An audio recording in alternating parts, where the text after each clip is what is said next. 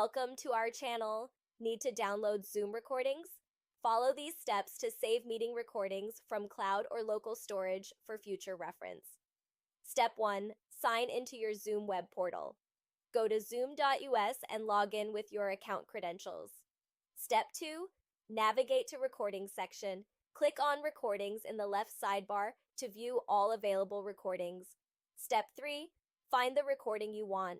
Use filters for date or search by meeting topic to locate specific recordings. Step 4. Click on the meeting topic. This opens the recording details page with all recorded files. Step 5. Select files to download. Choose from shared screen, audio only, chat transcript, or full video recording. Step 6. Click Download button for each file. Files download to your default download folder on your computer. Step 7.